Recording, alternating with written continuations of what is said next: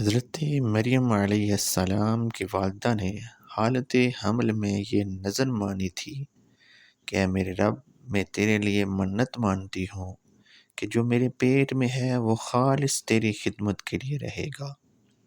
چنانچہ آپ کے ہاں ایک بچی پیدا ہوئی جس کا نام مریم رکھا گیا، اور والدہ مریم اپنی اس بچی کو بیت المقدس میں لے کر گئیں اور مسجد کی خدمت کے لیے وہاں داخل کر دیا۔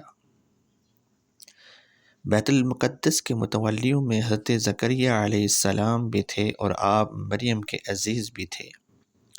آپ کی اہلیہ مریم کی خالہ تھی، اس لیے مریم کو اپنی نگہبانی میں رکھا۔ زکریا علیہ السلام نے مریم کے لیے مسجد میں ایک کمرہ بنوایا اور مریم کو اپنے زیر نگرانی اس میں رکھا۔ آپ کے سوا اس کمرہ میں کوئی نہ جا سکتا تھا۔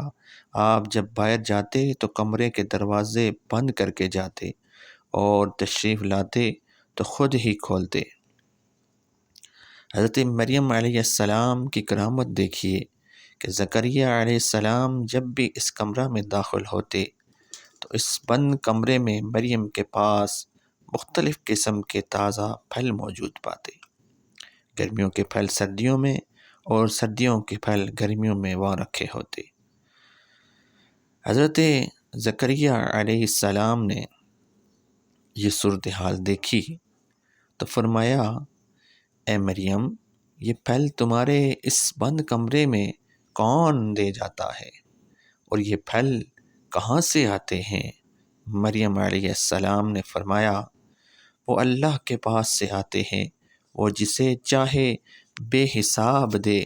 زکریا علیہ السلام کی عمر شریف 75 سال سے بھی زیادہ تھی، سر انور سفید ہو چکا تھا اور آواز مبارک میں بھی ضعف آ چکا تھا، اور آپ کے ہاں اولاد نہ تھی۔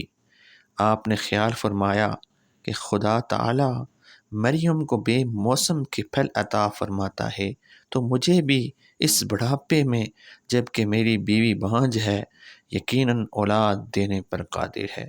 اس خیال سے آپ نے اسی جگہ جہاں آپ مریم کے پاس بیٹھے تھے دعا کی کہ اللہ مجھے اپنے پاس سے صاف ستھری اولاد دے، بے شک تو دعا سننے والا ہے۔ آپ کی اس دعا کے بعد جبریل حاضر ہوئے اور آپ سے کہا کہ اللہ تعالیٰ نے آپ کو بشارت دی ہے کہ آپ کے ہاں لڑکا پیدا ہوگا جس کا نام یحییٰ ہوگا۔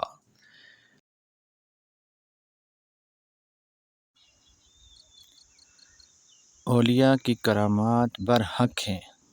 مریم علیہ السلام کے پاس بے موسم کے پھل موجود ہونا یہ ان کی کرامت تھی، اور یہ بھی معلوم ہوا کہ جس جگہ اللہ والوں کے قدم آ جائیں اس جگہ کو ایک خاص خصوصیت حاصل ہو جاتی ہے، اور اس جگہ جو دعا مانگی جائے وہ خدا جلدی قبول فرما لیتا ہے۔